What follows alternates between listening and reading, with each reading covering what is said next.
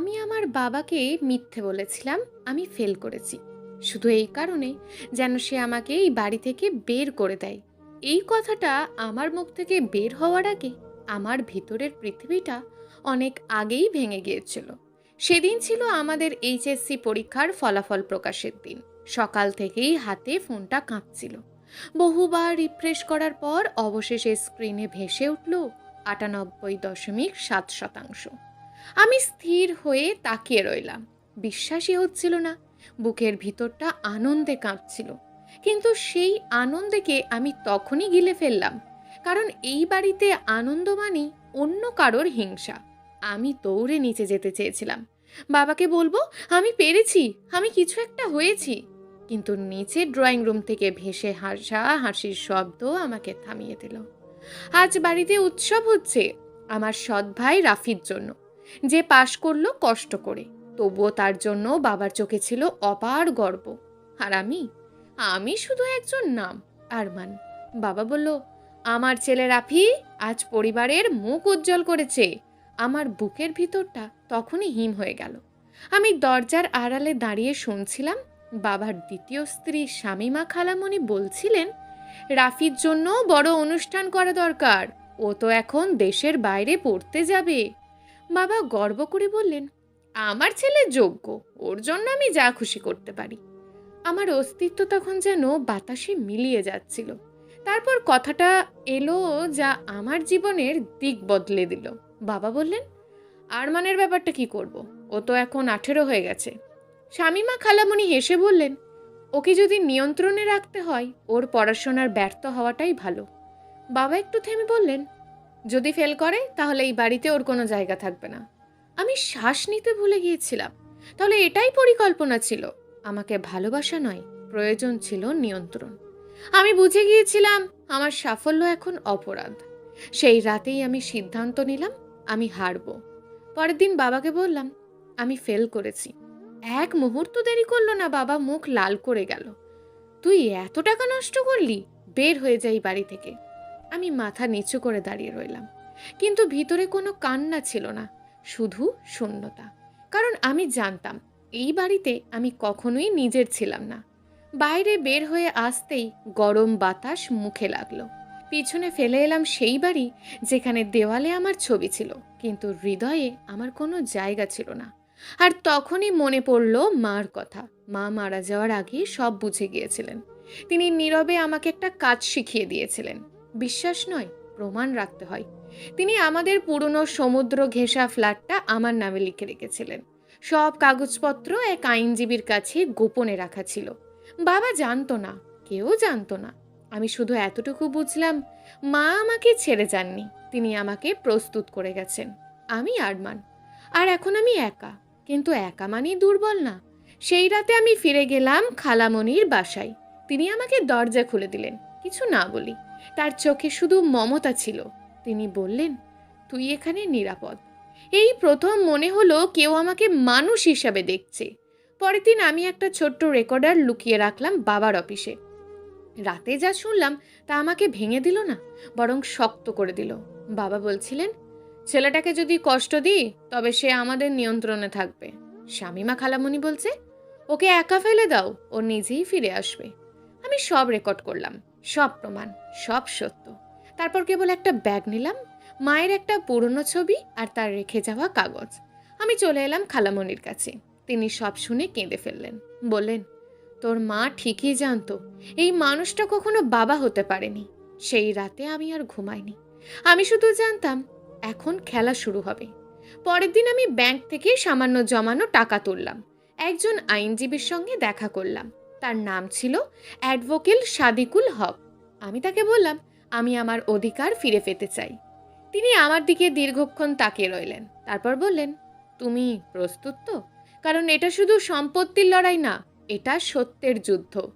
আমি বললাম, আমি অনেক আগে থেকেই যুদ্ধে আছি, আমি শুধু এখন লড়তে শিখেছি। বাইরে বের হয়ে আমি এবার আকাশের দিকে তাকালাম। আকাশ তখন অন্ধকার হয়ে আসছে, কিন্তু আমার ভিতরের আলো জ্বলে উঠেছে। কারণ আমি বুঝে গিয়েছি আমি আর কারোর দয়া চাই না, আমি শুধু সত্য চাই। আর সত্য সব কিছু ফিরিয়ে আনে। রাস্তা তখন প্রায় ফাঁকা। হালকা বৃষ্টি হয়েছে কিছুক্ষণ আগে। ভেজা রাস্তায় নিয়ন লাইটের প্রতিচ্ছবি পড়ে শহরটাকে অদ্ভুত ঠান্ডা লাগছিল।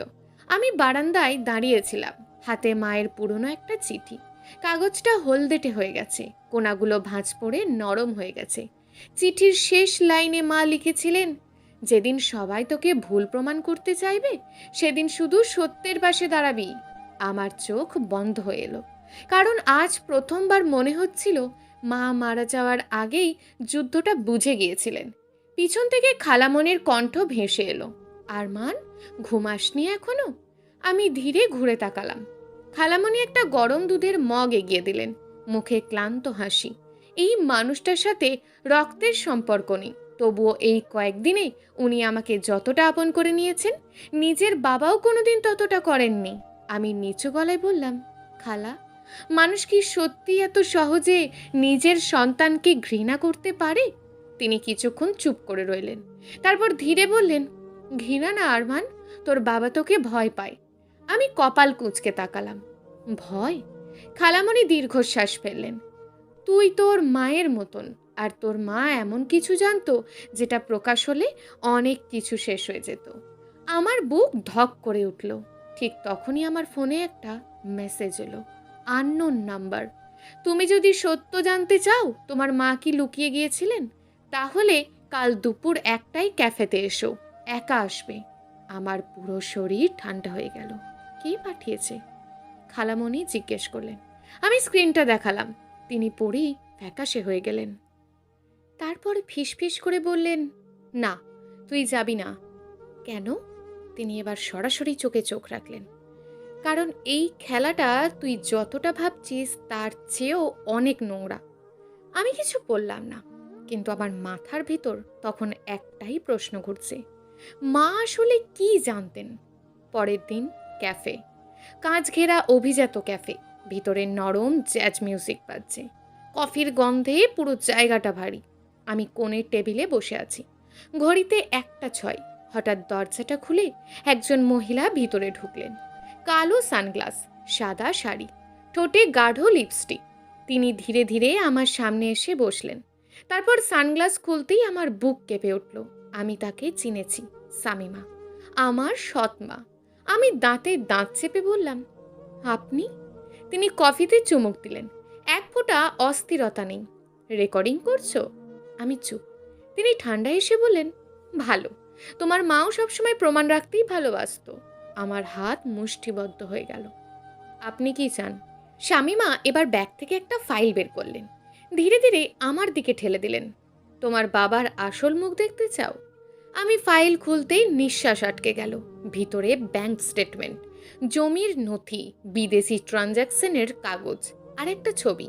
ছবিতে আমার বাবা আর একজন রাজনৈতিক নেতার সাথে হাত মেলাচ্ছেন। পিছনে নগদ টাকার ব্যাগ। আমার মাথা ঝিমঝিম করতে লাগলো। শামীমা নিচু গলায় বললেন, তোমার বাবা শুধু খারাপ বাবা না আরমান, উনি বিপজ্জনক মানুষ। আমি হতবাক হয়ে তাকিয়ে রইলাম। তাহলে আপনি এতদিন তার সাথে ছিলেন কেন? তিনি কয়েক সেকেন্ড চুপ রইলেন, তারপর খুব ধীরে বললেন, কারণ আমি বের হতে চাইলেই মানুষ হারিয়ে যায়। আমার বুকের ভিতর কাঁপন উঠল।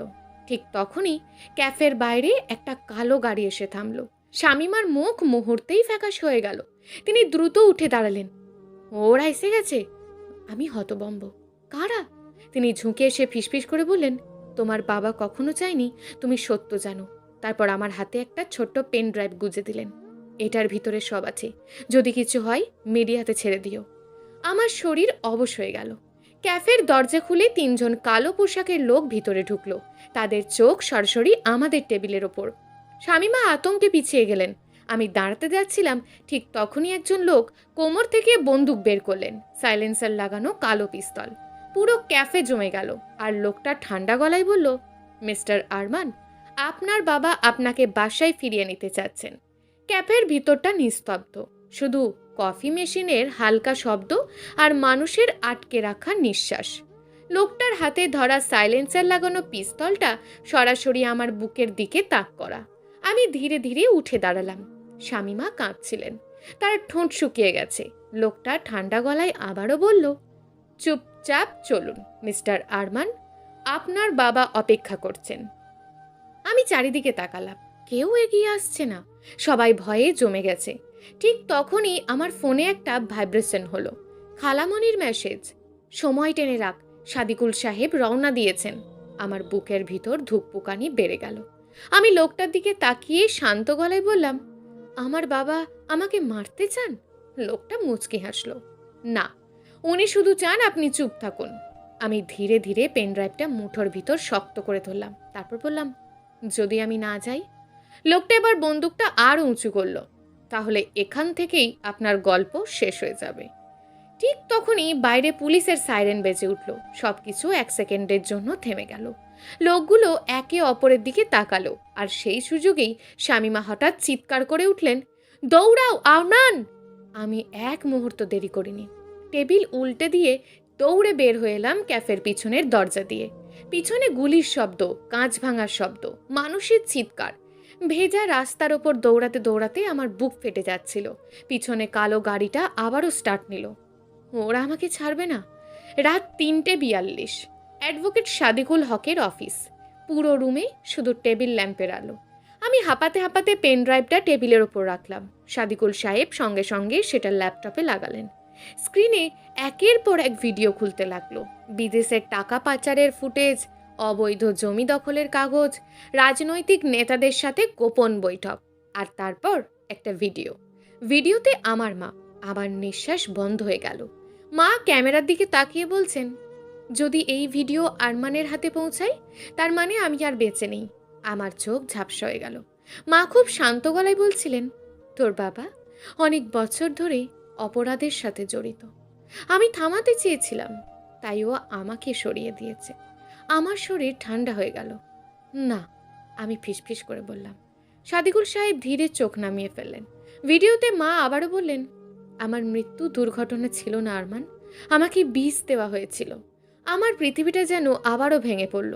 মা শেষবার ক্যামেরার দিকে তাকিয়ে বললেন, একটা কথা মনে রাখিস, প্রতিশোধ মানুষকে অন্ধ করে দেয়। তুই কিন্তু সত্যের জন্য লড়বি, ঘৃণার জন্য না। ভিডিওটা শেষ। পুরো রুম নিস্তব্ধ। আমি মাথা নিচু করে বসে রইলাম। চোখ থেকে পানি পড়ছে, কিন্তু সেই কান্নার ভিতরেও একটা জিনিস পরিষ্কার হয়ে গেল, আজ সব শেষ হবে। পরের দিন সকাল, প্রেস ক্লাব, চারিদিকে সাংবাদিক, ক্যামেরার ফ্ল্যাশ, লাইভ সম্প্রচার। আমি মঞ্চের সামনে দাঁড়িয়ে, আমার পাশে সাদিকুল হক, আর পিছনে বিশাল স্ক্রিনে থেমে আছে বাবার সেই ছবি। টাকার ব্যাগ হাতে আমি মাইক্রোফোনের সামনে দাঁড়ালাম। হাত কাঁপছিল, কিন্তু কণ্ঠ কাঁপছিল না। আমার নাম আরমান। আজ আমি শুধু একজন ছেলে হিসেবে না, একজন সাক্ষী হিসাবে দাঁড়িয়েছি। পুরো হল নিস্তব্ধ। আমি একে একে সব প্রমাণ প্রকাশ করলাম, video, audio recording, bank document, মায়ের শেষ বার্তা। সাংবাদিকদের মুখ বদলে যেতে লাগলো, কেউ ফিসফিস করছে, কেউ হতবাক। ঠিক তখনই দরজা জোরে খুলে গেল। আমার বাবা ঢুকলেন। তার চোখ রক্ত লাল, পিছনে কয়েকজন লোক। তিনি চিৎকার করে বললেন, সব বন্ধ করো। ক্যামেরাগুলো মুহূর্তেই তার দিকে ঘুরে গেল। তিনি আমার দিকে আঙুল তুলে চিৎকার করলেন, এই ছেলে মিথ্যে বলছে। আমি ধীরে ধীরে তার দিকে তাকালাম। এই মানুষটার জন্য আমি কত রাত কেঁদেছি, কতবার ভেবেছি যদি একবার বলতো আমি তোকে ভালোবাসি। কিন্তু আজ আর কিছু অনুভব হচ্ছিল না, শুধু শূন্যতা। আমি শান্ত গলায় বললাম, তাহলে মা কেন মারা গেলেন? পুরো হল চুপ। বাবা থেমে গেলেন। আমি সামনে এগিয়ে গেলাম। কেন আমাকে সবসময় ভয় পেতেন? তিনি চুপ, তার কপালে ঘাম। আমি শেষবার বললাম, কারণ আমি আপনার মতন হইনি। বাবার চোখে তখন প্রথমবার ভয় দেখলাম, সত্যিকারের ভয়। ঠিক তখনই পুলিশ ভেতরে ঢুকলো। অফিসার সামনে এসে বললেন, মিস্টার মাহবুব রহমান, আপনাকে অর্থ পাচার, হত্যার ষড়যন্ত্র এবং অবৈধ সম্পদের অভিযোগে গ্রেপ্তার করা হচ্ছে। পুরো হল ফ্ল্যাশ লাইটে ভরে গেল। বাবা হঠাৎ আমার দিকে তাকিয়ে চিৎকার করলেন, তুই আমার জীবন শেষ করে দিলি? আমি ধীরে মাথা নাড়লাম, না, আপনি নিজেই করেছেন। পুলিশ তাকে হাতকড়া পরিয়ে নিয়ে যেতে লাগলো।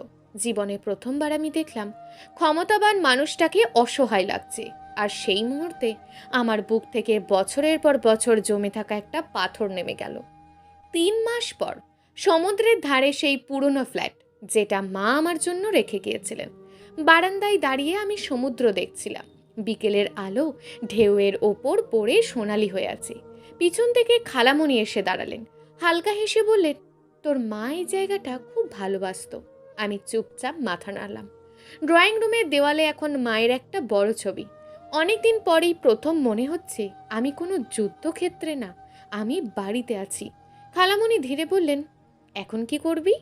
আমি সমুদ্রের দিকে তাকিয়ে মৃদু হাসলাম। বাঁচব। তিনি অবাক হয়ে তাকালেন। আমি বললাম, এতদিন শুধু টিকে ছিলাম, এখন বাঁচতে চাই। হঠাৎ বাতাসে মায়ের চিঠিটার কোণাটা উড়ে উঠল।